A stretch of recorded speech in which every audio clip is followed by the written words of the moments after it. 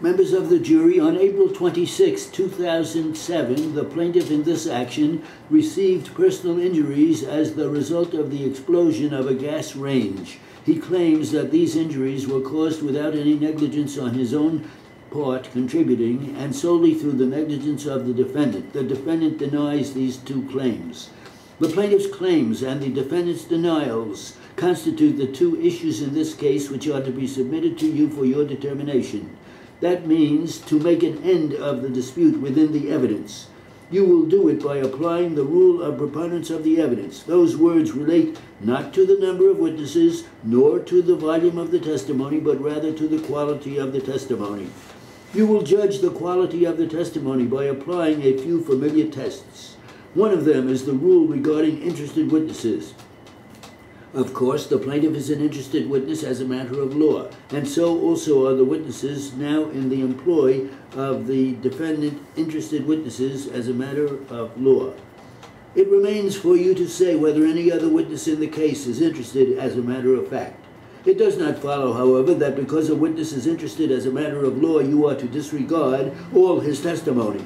It follows only that you are to take note of the interest and judge for yourself how much value is lost to the testimony. Another test to apply in judging the quality of the testimony is the rule regarding false testimony. That is more severe. If you find that the plaintiff or any witness in the case testified deliberately falsely to a material fact, then you may disregard all of that testimony. Then there is the test of probability, a test more familiar to you. You probably apply it every day in your business or vocation. It has taken the better part of 2 days to hear how this thing happened, and yet it took only a few seconds for it to happen. There are now two conflicting versions as to how it happened. After you have applied these tests and selected the credible evidence in the case, then place it in the scales of your minds, and at that point remember that the burden is on the plaintiff to satisfy you that the explosion occurred as he claims, and that it was because of the defendant's negligence. The burden is not on the defendant to satisfy you that the explosion occurred as the defendant claims.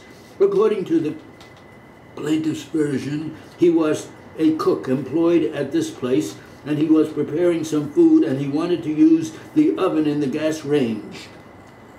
So he undertook to light the gas in the oven by applying a match flame to the pilot light, which would ignite the gas inside the oven. Then he went away to do something and returned presently, and the explosion occurred. He would have you believe that that burner was defective in the oven, that after having lighted it and turned it on, because of this defect, the light went out, and after he had returned following his interval of 15 minutes or something like that, there was as much gas in the oven as it became ignited and exploded. It would appear from the plaintiff's testimony that he smelled the gas and started to shut it off, as he had on other occasions prior to this occasion, but that he did not get there in time to do it, that he was stopping to do it at or near the range when the explosion occurred, blew out the oven door of the gas range, and injured him in the face and other parts of the body. According to the defendant's version, based in part upon alleged admissions of the plaintiff himself soon after the accident, before he brought any action to recover damages, before he had an opportunity and before he had such an afterthought, he told his former employer that he started to light the oven, turned on the gas, and then, when he came back, he supposed that the escaping gas had filled the oven to such an extent that it ignited from the top burners and exploded. That, of course, is only a brief outline, and it is for you to fill in the outline of both plaintiff's and defendant's versions as to what happened. The burden is upon the plaintiff to satisfy you. I repeat, that is his version as to how it happened is the correct version. Then it remains for you to determine whether the defendant was negligent in the premises and the plaintiff free from negligence. But unless the plaintiff has satisfied you at the outset by a preponderance of the evidence that his version as to how it happened is the true version, At that point, you may return a verdict for the defendant.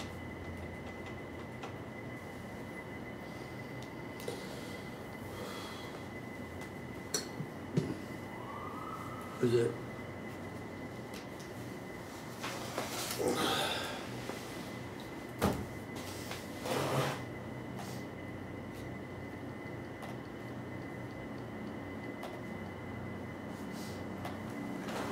What do you think?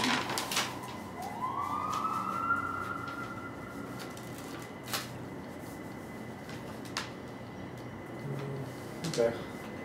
225.